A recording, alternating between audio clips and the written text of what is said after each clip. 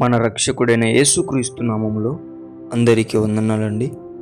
ఈరోజు దేవుని మాటలు యెహోషువ గ్రంథము 1వ అధ్యాయము 9వ వచనము.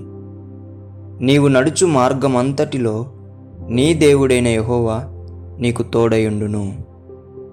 దేవుని బిడ్డలారా, పరిశుద్ధంగా ఉండాలంటే భయపడుతూ ఉంటున్నారా?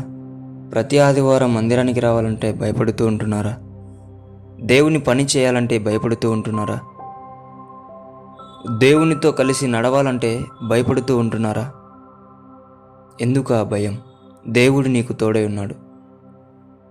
చూడండి, ఈరోజు చాలామంది ఎలా ఉన్నారంటే, ఒకప్పుడు దొంగతనం చేసేదానికి భయపడలేదు, ఒకప్పుడు వ్యభిచారం చేసేదానికి భయపడలేదు, ఒకప్పుడు కొట్లాడడానికి భయపడలేదు, ఒకప్పుడు మందు తాగడానికి, సిగరెట్ తాగడానికి, ఏదానికి భయపడుకోకుండా అన్నీ ధైర్యంగా చేసేవాళ్ళు.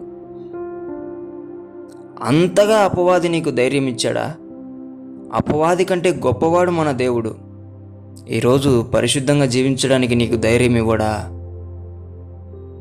నీవు ఇష్టపడితే ప్రతి ఆదివారం దేవుని మందిరంలో ఉండడానికి నీకు దేవుడు ధైర్యం ఇవ్వడా? నీవు నిజంగా దేవుని పని చేయాలనుకుంటే దేవుడు నీకు ధైర్యం ఇవ్వడా? ఆలోచించు ప్రియ దేవుని బిడ్డ. ఒకప్పుడు ఎలా ఉన్నావు?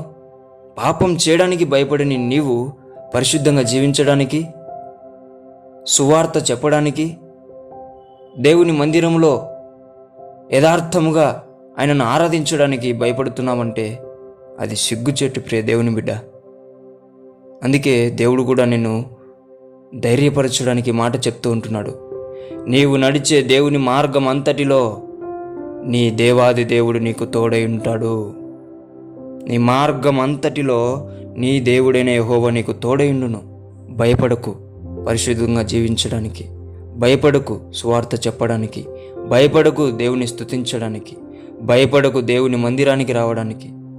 దేవుడు నీకు ధైర్యం ఇచ్చునుగాక, దేవుడు నీకు తోడయుండునుగాక, ఆయన తోడయుండి నిన్ను ఆయన మార్గంలో నడిపించునుగాక. ఆమేన్. దేవునికే మహిమ కలుగునుగాక. ప్రార్థించుకుందాం. యేసయ్యా, మీకు వందనాలు ప్రభువా. నీవు మాట్లాడిన ప్రతి మాట నిజము నాయనా.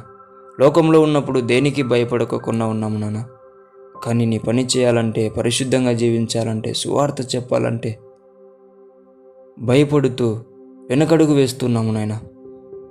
నా తండ్రి, నీవే ఎవరైతే భయపడుతూ ఉంటున్నారో, పిరికివారుగా ఉంటున్నారో, యేసు నామంలో వారి మార్గం అంతటిలో నీవే తోడుగా నీడగా ఉండి వారిని నడిపించమని యేసు నామంలో ప్రార్థిస్తున్నాం తండ్రి. ఆమేన్.